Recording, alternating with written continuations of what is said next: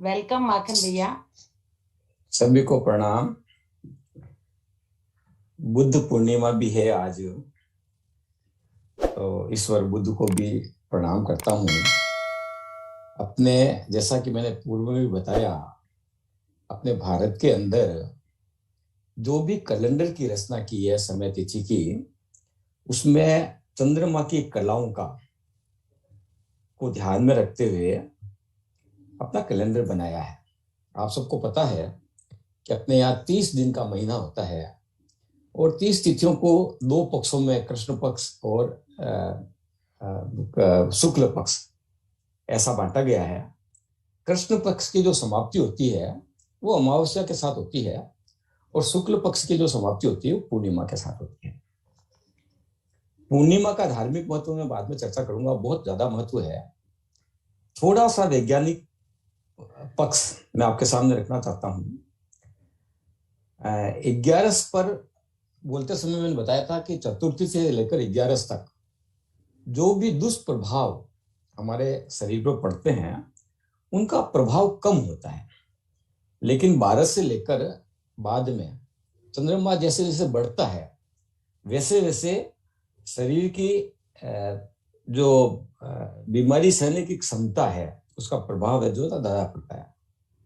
और पूर्णिमा के दिन चंद्रमा पूरे आकार में होता है, उसका पूरा प्रभाव हमारे शरीर पर पड़ता है। तो ऐसा मनोवैज्ञानिक मानते हैं कि पूर्णिमा की रात को मन बहुत ज्यादा बेचैन होता है, नींद कम आती है और कमजोर दिल वाले लोगों को तो आत्महत्या करने, हत्या करने जैसे विचार निरंतर बढ़ते हैं।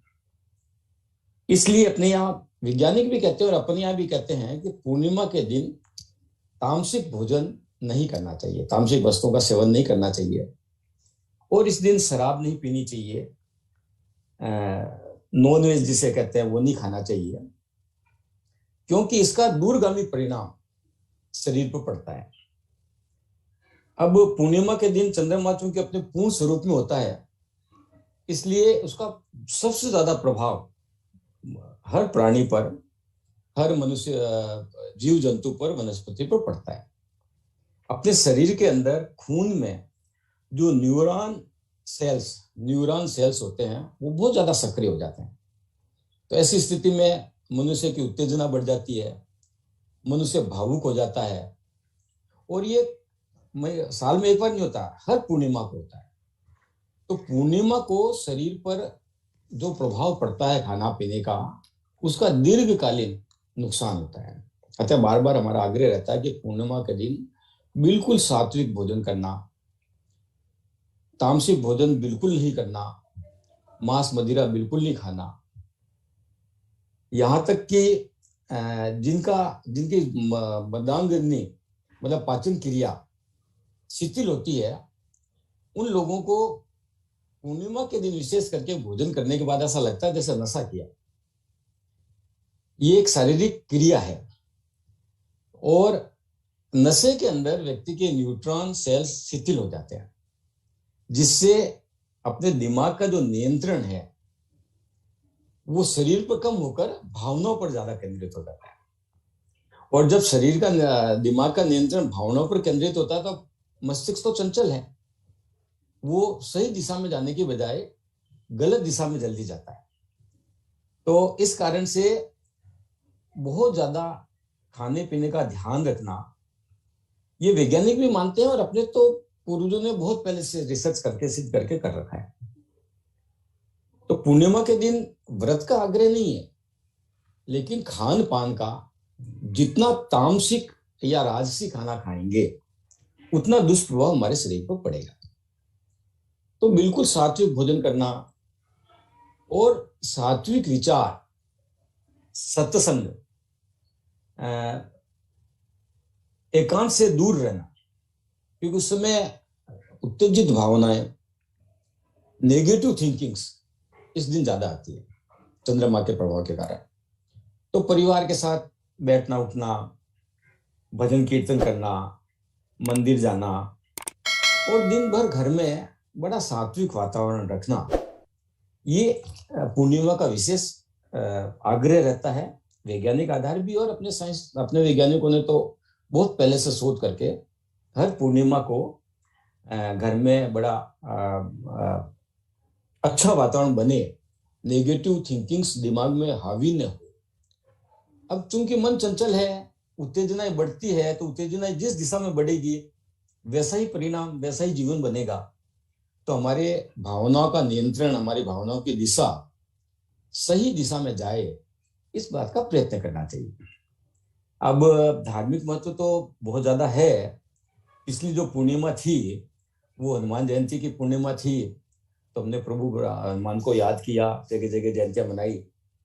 इस बार की जो पूर्णिमा है वो बुद्ध पूर्णिमा है। बुद्ध ने बोधिसत्व का ज्ञान पूरे विश्व को दिया, शांति का संदेश दिया, मृत्यु से भय नहीं रहे, मृत्यु हमारा अंतिम पड़ाव है, हमारा जीवन का लक्ष्य है मृत्यु, इस तरह का संदेश उन्होंने दिया। और ये वैसाखी पूर्णिमा कहलाती है। फिर ज्येष्ठ में जो पूर्णिमा आती है उसमें देव स्नान का ज्यादा महत्व रहता है।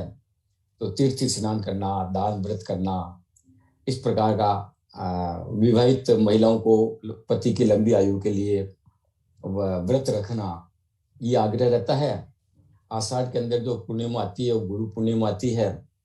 गुरु का महत्व आप सबको पता है, और गुरु की पूजा अर्चना, उनसे शिक्षा, ज्ञान प्राप्त करने की प्रेरणा, इस प्रकार का लेना। श्रावण में रक्षाबंधन आता है, वो भी पूर्णिमा को आता है। तो भाई बंधु, बहन भाई का प्यार, पारिवारिक जीवन, इस तरह का रहता है। भाद्रपद पक्ष में जो पूर्णिमा आती है उसमें स्नान और दान का विशेष महत्व रहता है। उस दिन कहते हैं कि नदी स्नान करने से सारे पापों का छुटकारा मिल जाता है, और 16 दिन का श्राद्ध पक्ष भी प्रारंभ होता है। तो पितरों का ध्यान, पितरों का जीवन का आदर्श हमारे जीवन में उतरे, ये हमारे जीवन में रहता है। फिर अश्विनी के अंदर शरद पूर्णिमा आती है। शरद पूर्णिमा के दिन रात को खीर बनाकर चंद्रमा के सामने रखना और सवेरे उसको खाना, इसका बड़ा महत्व है। और उस दिन लक्ष्मी का पूजन करने से कुबेर जी की विशेष अनुग्रह अपने पास रहता है। फिर कार्तिक के अंदर दीपदान और विष्णु पूजा का खास महत्व रहता है।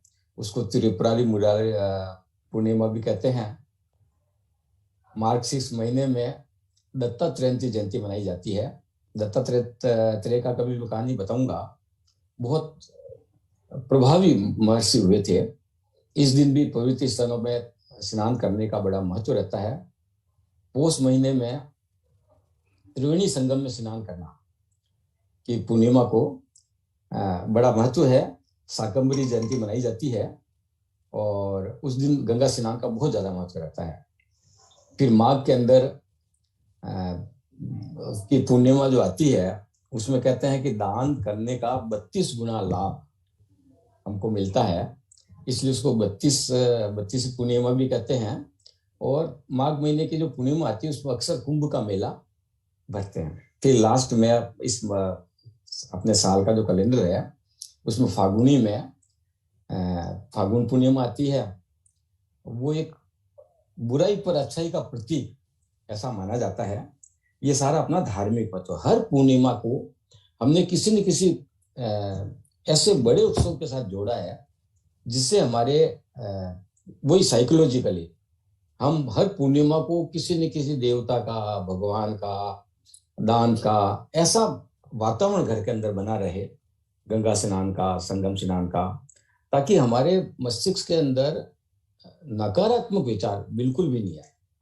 बस आज मैं सोचता हूँ इतना पर्याप्त है। सबको नमस्कार। भैया आपके हृदय से मेरे को एक एक शब्द निकलता है ना, वो हमारी भाव विभोर कर देता है। भैया मत कि तुम मन से कितनी दुआ आपके लिए करे वो कम है। इतनी सुंदर बातें बताते हो। ये मैं कहते हैं भजन तो एक माध्यम बना हुआ है, वाक्य में बात आपकी बातें सुन के बहुत अच्छा लगता है, बहुत ही अच्छा लगता है। एक एक बात है ना मन में विचार करते हैं कि कितनी अच्छी बातें बताई आपने। बहुत थैंक यू सो मच भैया।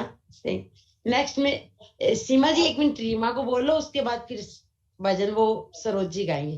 पहले रीमा से ये स्टार्ट तो करते हैं। टीचर है, अपने टीचर। आपका आशीर्वाद है वो सबका।